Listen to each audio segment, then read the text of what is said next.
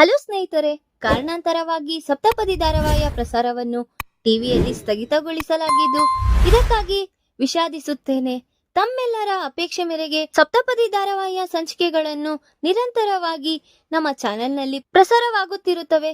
ನೋಡಿ ಆನಂದಿಸಿ ಬೆಂಬಲಿಸುವಿರಾಗಿ ಭಾವಿಸುತ್ತೇವೆ. ಸ್ನೇಹಿತರೆ, ಸಪ್ತಪದಿ ಧಾರಾವಾಹಿಯ ಇಂದಿನ ಸಂಚಿಕೆಯಲ್ಲಿ ನೋಡುವುದಾದರೆ, ಕಾವ್ಯ, ರಾಜ್ ಮತ್ತೆ ಶ್ವೇತನ್ನ ಇಬ್ರು ನೋಡಿ ಅಲ್ಲೇ ಅವಳು ತುಂಬಾ ಕಣ್ಣಲ್ಲಿ ನೀರ್ ಬಿಟ್ಕೊಂಡು ಇನ್ನ ಮನೆಗೆ ಹಿಂತಿರ್ಗೋಣ ಅಂತ ತುಂಬಾ ಆಯಾಸಗೊಂಡು ಹೊರಡ್ತಾ ಇರ್ತಾಳೆ.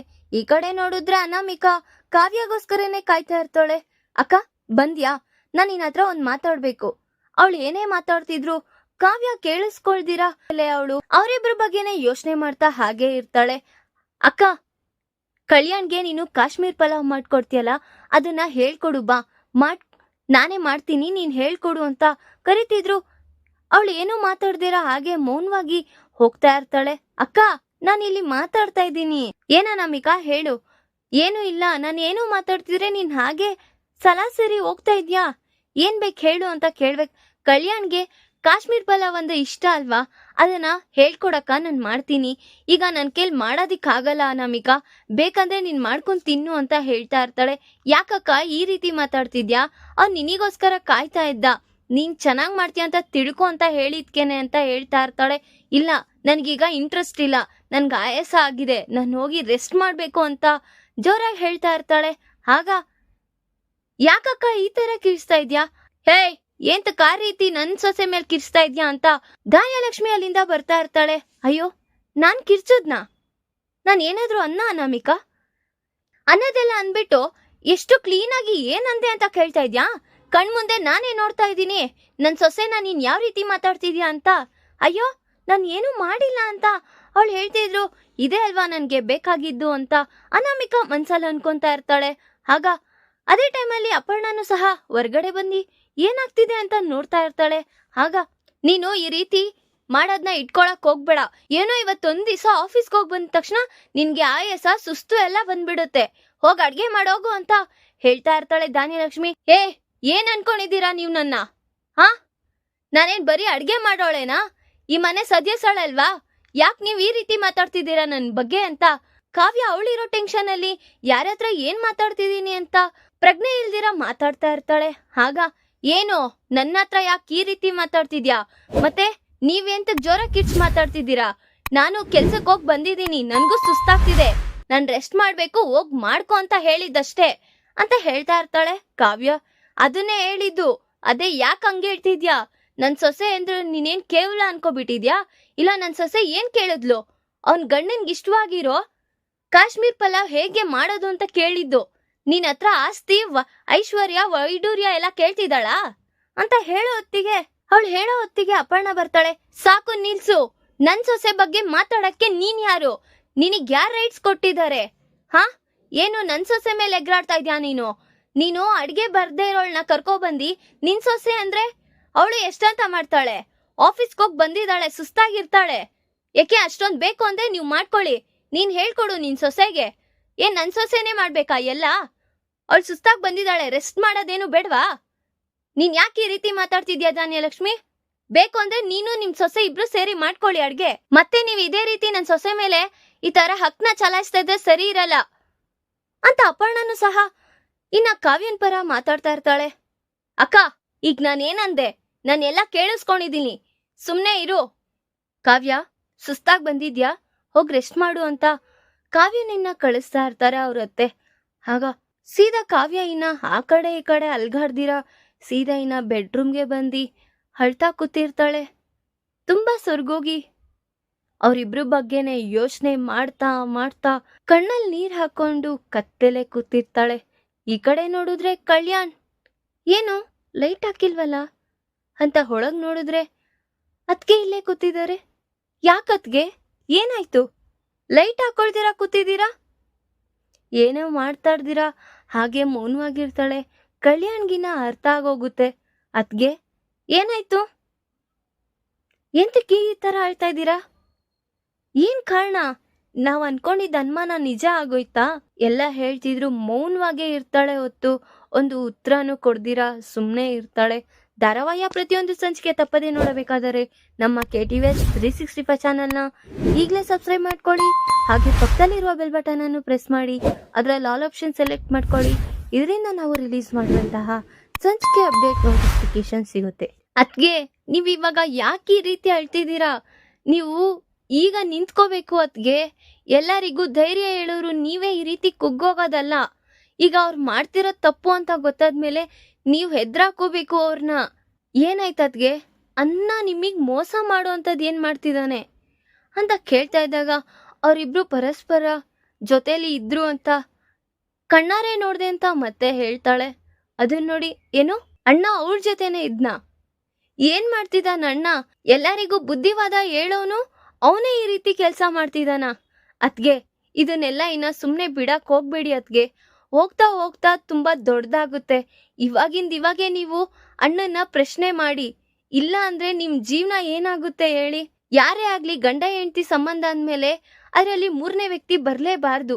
ಅಂತದ್ರಲ್ಲಿ ಶ್ವೇತಾ ಬರ್ತಿದ್ದಾಳೆ ಅಂದ್ರೆ ನನ್ ಕೈಯಲ್ಲಿ ತಡ್ಕೊಳಕ್ ಆಗ್ತಿಲ್ಲ. ಅದ್ಗೆ ನೀವು ಅಣ್ಣ ರಾಮ ಸೀತೆ ತರ ಇರೋರು, ಅದ್ರ ಮಧ್ಯೆ ಶಕುನಿ ತರ ಬರೋದಲ್ಲ. ನನ್ಗಿಡಿಸ್ತಿಲ್ಲ ಅದ್ಗೆ. ಪ್ಲೀಸ್ ನೀವೇನಾದ್ರೂ ಮಾಡಿ ಅಣ್ಣನ್ಗೆ ಮಾತಾಡಿ, ನೀವ್ ಈ ರೀತಿ ಕೊರಗಬೇಡಿ ಅಂತ ಸಾಂತ್ವನ ಮಾಡ್ತಾ ಇರ್ತಾನೆ. ಏನಂತ ಹೇಳಿ ಕವಿಯವ್ರೆ, ಹೇಳಿ. ನಾನು ಹೇಳಿದ್ರೆ ಅವರು ನಂಬ್ತಾರ? ಅದ್ಗೆ ನಾನು ಅದನ್ನೇ ಹೇಳ್ತಾ ಇರೋದು. ನೀವ್ ಇಮಿಡಿಯೇಟ್ಲಿ ಕೇಳಿದ್ರೇನೆ ನಿಮ್ ಸಂಸಾರನ ನೀವು ಉಳಿಸ್ಕೊಂತೀರಾ.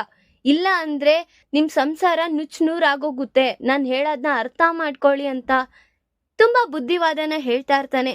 ಈಗ ನೀವು ತಗೋಬೇಕಾಗಿರೋದು ಒಂದೇ ರೈಟ್. ಅದ್ಗೆ ಇಮಿಡಿಯೇಟ್ಲಿ ಈಗ ಅಣ್ಣ ಬಂದ ತಕ್ಷಣ ಎಲ್ಲಿಗೆ ಹೋಗಿದ್ರಿ, ಅವ್ರಿಗೂ ನಿಮ್ಗೂ ಏನ್ ಸಂಬಂಧ ಅನ್ನೋದನ್ನ ಫಸ್ಟ್ ಕೇಳಿ. ನಿಮಗ್ ನೀವು ಈಗ ಎದ್ರಾಕೊಂಡು ನಿಂತ್ಕೋಬೇಕು. ಯಾರು ಬಂದು ನಿಮ್ಗೆ ಸಪೋರ್ಟ್ ಮಾಡಲ್ಲ. ನಾನಿದ್ದೀನಿ ನಿಮ್ಗೆ ಸಪೋರ್ಟ್ ಮಾಡೋದಿಕ್ಕೆ. ಯಾವಾಗೂ ಲಕ್ಷ್ಮಣ ಅನ್ಕೊಳ್ಳೋದು ರಾಮ ಸೀತೆ ಯಾವಾಗೂ ಜೊತೆಗಿರ್ಬೇಕು ಅಂತ. ನಾನು ಅದೇ ರೀತಿನೇ ಅನ್ಕೊಳ್ತಾ ಇರೋದು. ನಿಮಗೇನೇ ಕಷ್ಟ ಬಂದ್ರು ನಾನು ನಿಂತ್ಕೊಳ್ತೀನಿ. ನೀವ್ ಯೋಚನೆ ಮಾಡ್ದಿರಾ ಅಣ್ಣನ ಕೇಳಿ ಅಂತ ಒತ್ತಾಯ ಮಾಡ್ತಾ ಇರ್ತಾರೆ ಕಲ್ಯಾಣ್ ಅವರು. ಕಾವ್ಯ ಇನ್ನ ಹೇಗಾದ್ರೂ ಮಾಡಿ ನಾನು ರಾಜ್ ಅವ್ರ ಹತ್ರ ಕೇಳ್ಬೇಕು ಅಂತ ಪಣ ತೊಟ್ಟಿ ಕೂತಿರ್ತಾಳೆ. ಇನ್ನ ರಾಜ್ ಮನೆಗ್ ಬರ್ತಾನೆ. ಆಗ ಕಲ್ಯಾಣ್ ಆ ಕಡೆಯಿಂದ ಈ ಕಡೆ ಸುತ್ತಾಡ್ತಾ ಇರೋದನ್ನ ನೋಡಿ, ಯಾಕೋ ಈ ರೀತಿ ಮನೆಯೊಳಗ್ ಸುತ್ತಾಡ್ತಾ ಇದ್ಯಾ?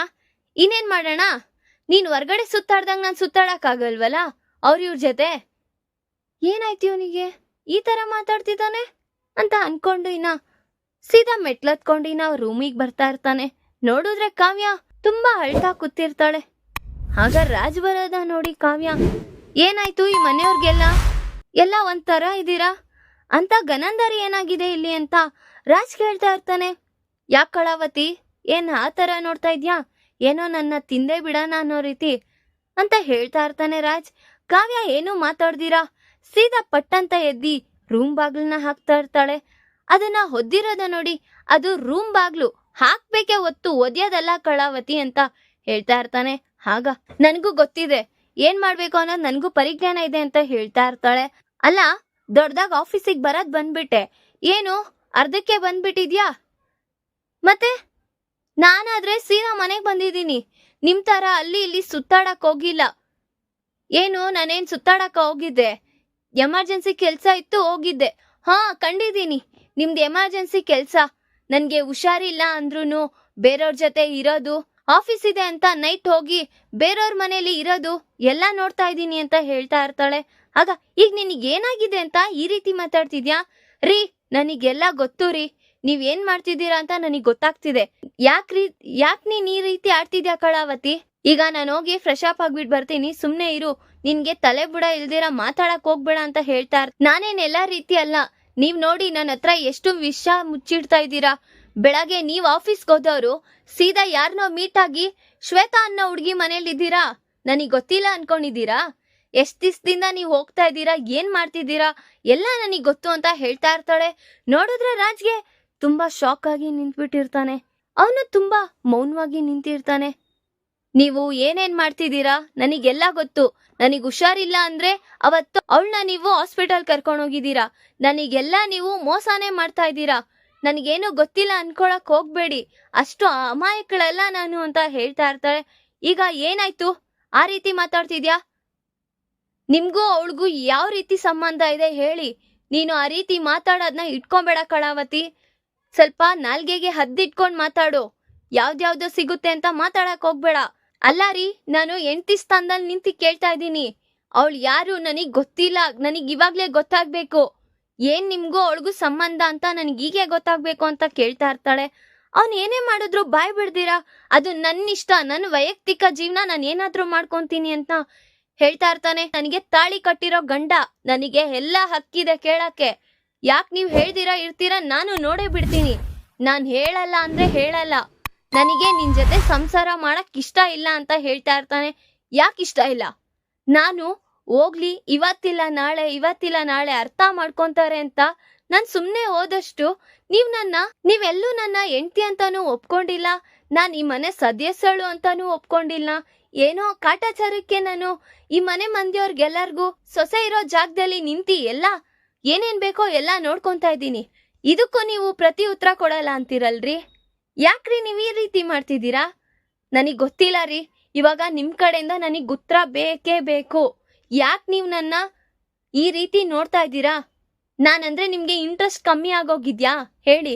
ನಾನ್ ಬಿಟ್ಟು ಬೇರೆ ಹುಡುಗಿ ನಿಮ್ಗೆ ಬೇಕಾ ಅಂತ ಎಲ್ಲ ಕೇಳ್ತಿದ್ರು. ಅವನೇನು ಮಾತಾಡ್ದಿರ ಹಾಗೆ ಇರ್ತಾನೆ.